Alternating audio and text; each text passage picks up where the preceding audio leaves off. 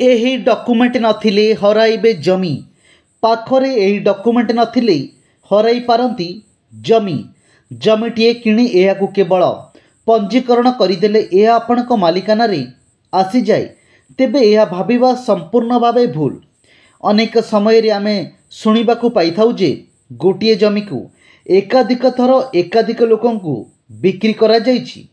ଆପଣ ଭାବୁଛନ୍ତି ଜମିଟିଏ କିଣି ଏହାକୁ କେବଳ ପଞ୍ଜୀକରଣ କରିଦେଲେ ଏହା ଆପଣଙ୍କ ମାଲିକାନାରେ ଆସିଯାଏ, ତେବେ ଏହା ଭାବିବା ସମ୍ପୂର୍ଣ୍ଣ ଭାବେ ଭୁଲ। ଅନେକ ସମୟରେ ଆମେ ଶୁଣିବାକୁ ପାଇଥାଉ ଯେ ଗୋଟିଏ ଜମିକୁ ଏକାଧିକ ଥର ଏକାଧିକ ଲୋକଙ୍କୁ ବିକ୍ରି କରାଯାଇଛି।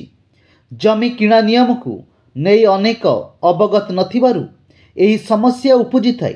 ଏହା ଏଇଥିପାଇଁ ହୋଇଥାଏ, ଜମି ମାଲିକ କେବଳ ପଞ୍ଜୀକରଣ କରାଇଥାନ୍ତି କିନ୍ତୁ ଜମିକୁ ନିଜ ନାମରେ ଟ୍ରାନ୍ସଫର କରାଇନଥାନ୍ତି। ଏହାକୁ ଇଂରାଜୀରେ ପ୍ରପର୍ଟି ଚେଞ୍ଜ ବା ସମ୍ପତ୍ତି ସ୍ଥାନାନ୍ତରଣ ବୋଲି କୁହାଯାଏ।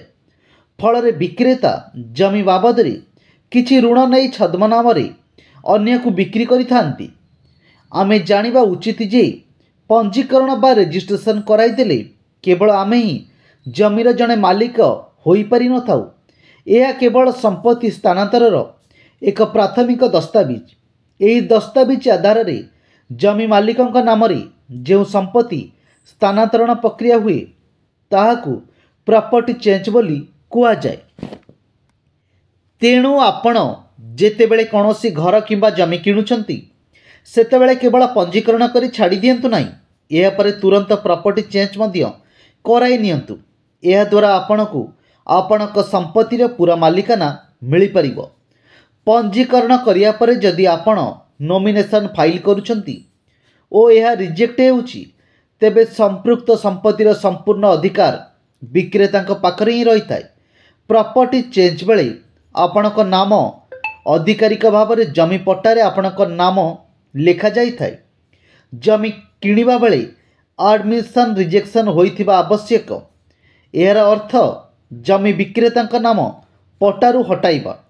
ସେ ଆଉ କୌଣସି ମତେ ଜମି ଉପରେ ନିଜ ଅଧିକାର ଦାବି କରିପାରିବେ ନାହିଁ। ଏହାକୁ ନେଇ ଅନେକ ଅବଗତ ନଥିବାରୁ ଅନେକ ସମସ୍ୟାରେ ପଡ଼ିଥାନ୍ତି।